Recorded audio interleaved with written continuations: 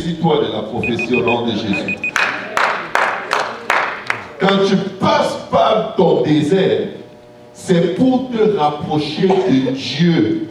Je veux te démontrer qu'il est le Dieu qui pourvoit. Je veux te démontrer qu'il est le Dieu qui guérit. Je veux te démontrer qu'il est le Dieu qui restaure. Je veux te démontrer qu'il est le seul Dieu qui t'aime d'un amour pur et sincère.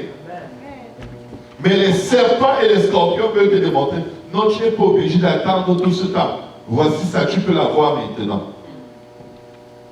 Les cartes de crédit. Un autre serpent qui m'a mal mordu. Mais j'ai dit, je vais finir avec toi. Vous savez comment rembourser une carte de crédit? C'est très difficile. On fait 1000 équations, n'est-ce pas? Vous savez comment utiliser, non? Tu fermes juste les yeux, tu passes la carte. Mais je vais vous dire comment rembourser.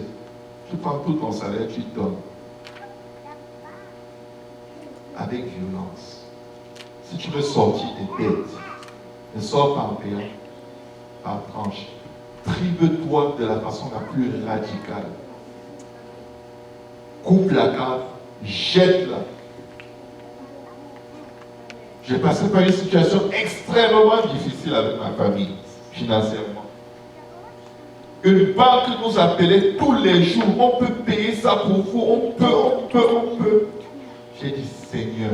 C'est Dieu.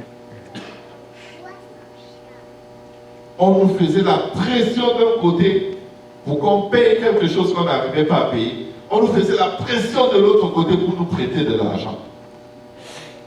J'ai dit, je préfère tomber entre les mains de l'Éternel que de tomber entre les mains des systèmes bancaires. C'est des vipères. Dès qu'ils te prêtent, tu signes. Dès le lendemain, ils sont sur toi.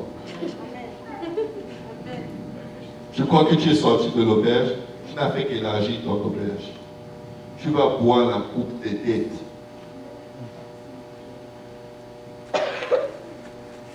Je ne sais pas à qui le Seigneur est en train de parler aujourd'hui, mais moi je reçois quelque chose de ce message. La Bible dit dans Nombre chapitre 21, verset 4 à 10. Il partit de la montagne de Hor par le chemin de la mer Rouge pour contourner le pays d'Édom. Le peuple s'impatienta en route. Vous savez, quand vous êtes en train d'aller dans une... Est-ce que vous avez déjà pris des enfants dans la voiture? Vous allez loin. Vous faites un long voyage. On est déjà arrivé. On arrive quand? Est-ce que c'est ici? Est-ce que c'est là? C'est dans combien de minutes? Chaque seconde. Est-ce qu'on arrive déjà? Tu dis dans 2 heures. Après 2 minutes. C'est déjà ici. Tu es comme pas minute. Le peuple s'impatiente. Et ce peuple est en train de marcher dans la volonté de Dieu. Dis à ton voisin, ton désert peut être la volonté parfaite de Dieu pour toi. Mais alors que tu t'impatientes dans ton désert, qu'est-ce qui se passe? Et parla contre Dieu et contre Moïse. Dieu ne m'aime pas. Dieu ne s'intéresse pas à moi. Toi-même, tu ne t'aimes pas. Ce n'est pas un problème de Dieu, c'est toi qui ne t'aimes pas. Parce que si tu t'aimais, tu aurais suffisamment de crainte de Dieu pour ne jamais accuser Dieu. Parce que ce Dieu est un feu dévorant. Dieu m'a abandonné. Vous étiez ensemble où? Pour qui t'abandonne? La dernière fois que vous vous êtes parlé, c'est quand? Il t'a parlé, tu as parlé, est-ce qu'il t'a parlé? Il t'a abandonné. Le peuple s'impatienta en route. Ils sont dans un processus. Et par là contre Dieu et contre Moïse. Pourquoi nous avez-vous fait? Seigneur, monter hors d'Égypte, hors du monde. Souvent quand on raconte, quand j'étais dans le monde, vraiment j'avais plus d'argent. Depuis que je suis dans le Seigneur, là c'est dur. On dirait que le diable est vraiment fâché. Je suis en train d'accuser Dieu. Si j'étais encore dans le monde et que tu me faisais ça, j'allais te montrer. Tu es en train d'accuser Dieu. Tu as mal fait de me retirer du monde, sinon j'allais finir avec cette personne. Tu es en train d'accuser Dieu. Heureusement pour toi que je suis devenu chrétien.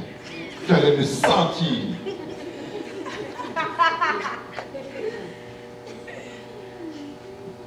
En fait, tu te retiens malgré toi.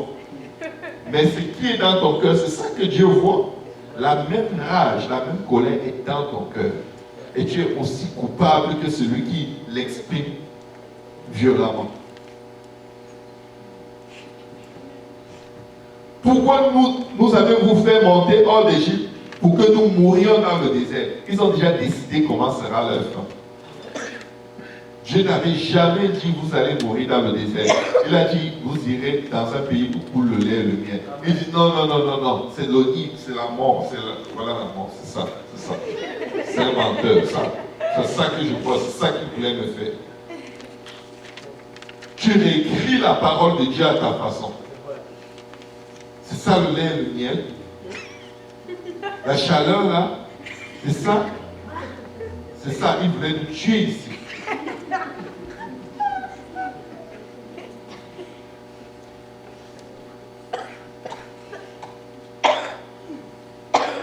Car il n'y a point de pain et il n'y a point d'eau. Et notre âme est dégoûtée de cette misérable nourriture. Je vous rappelle que cette misérable nourriture venait du ciel. Une nourriture qu'ils ont eue après avoir murmuré et après s'être plaint. Seigneur, je souffre au Canada, c'est quoi ce pays? Ce n'est pas comme ça qu'on m'avait dit. J'étais mieux quand j'étais dans mon pays. L'aéroport est ouvert.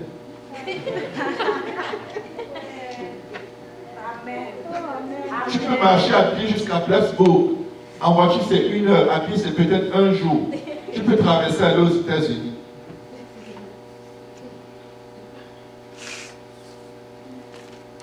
Amen. Tu as toutes les possibilités de changer ta situation. Change-la donc si tu es capable. Si tu n'es pas capable, tais-toi. Amen. Et bénis le nom du Seigneur. Amen.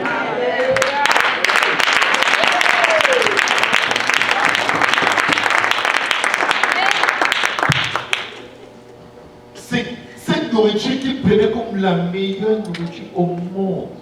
Après avoir galéré de famine. La manne venue du ciel. Quand on leur disait prenez une portion, ils volaient, ils prenaient plus. Et ça pourrissait dans leur maison.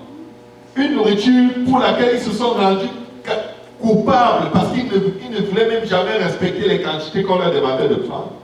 Aujourd'hui, ils ont appelé ça comment? Misérable nourriture. Quand on leur disait prends une portion pour la journée, ils prenaient pour une semaine. C'était la meilleure nourriture au monde. Il ne faut surtout pas qu'ils en mangent. Aujourd'hui, c'est devenu une misérable nourriture. Je vais vous dire, mes frères et mes soeurs, il y a de ces choses desquelles vous vous plaignez aujourd'hui, qui étaient toute votre richesse à un moment. Méfiez-vous de ce que vous êtes en train de faire. Faites très attention. Faites très attention. Quand tu n'étais pas marié, tu gémissais. Aujourd'hui, tu te plains de ton mari. Fais attention. Tu n'avais pas d'enfant, tu te sentais la femme la plus délaissée, la plus abandonnée par Dieu sur la terre. Tu as un enfant, tu cries sur lui comme un lion.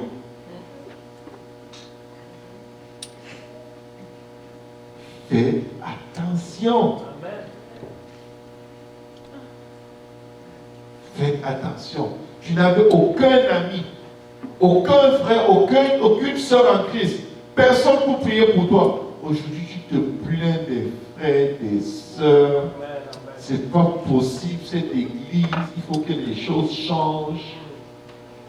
Tu étais dans le monde, en route vers l'enfer. Quand tu as cru, tu as reçu le Saint-Esprit, tu aimais tout le monde. Mais subitement, alors moi je préfère telle église. Tu as déjà été à Longueuil. Il y a une église à Longueuil là. Ici, tout ce que vous faites là, c'est rien. Va à Longueuil et tu vas voir. Toi, tu fais quoi là? Tu viens ici me dire dans la Longueuil. Pourquoi toi tu n'es pas à Longueuil? Toi, retourne là d'où tu viens. l'errance spirituelle.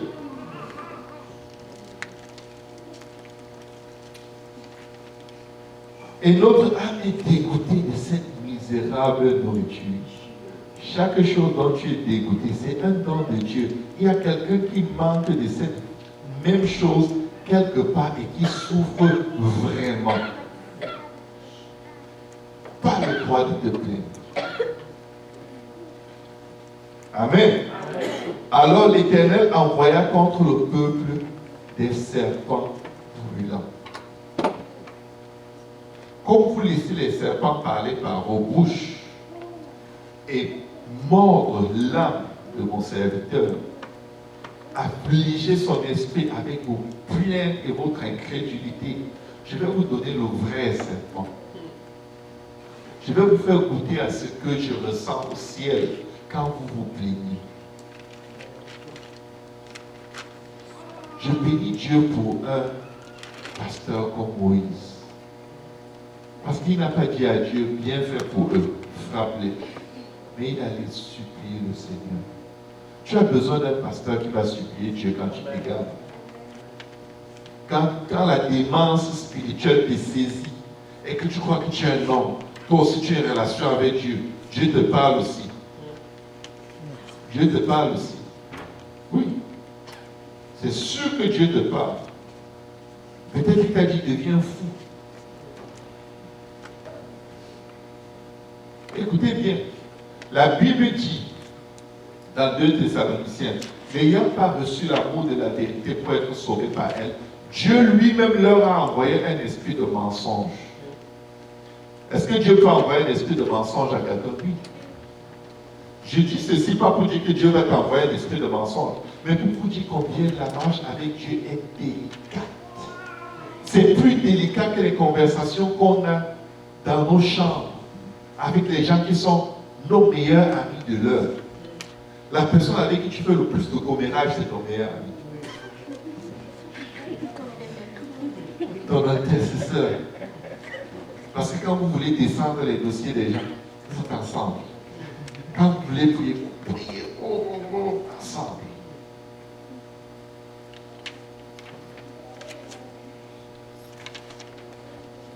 C'est ton pire ennemi, la personne qui s'assoit avec toi pour parler contre un frère ou une soeur. C'est ton pire ennemi. Note ça quelque part. Si tu n'as rien retenu de tout ce qu'on dit ce soir, le serpent passe par cette personne tout le temps pour te mordre. Si tu n'as rien retenu, la personne avec qui tu te tiens pour parler contre les frères, les soeurs, les pasteurs, c'est le démon de ta vie. Et quand tu vois le serpent, qu'est-ce que tu fais? Tu sautes. Donc quand tu vas voir cette personne, qu'est-ce que tu fais? Tu fuis à l'autre bout de l'église. Il va dire, oh, tu vois le Seigneur en force aujourd'hui. Tu de courir dans le sentier, tu dis, tu ne peux pas savoir. Tu ne peux pas savoir comment je courais pour Dieu.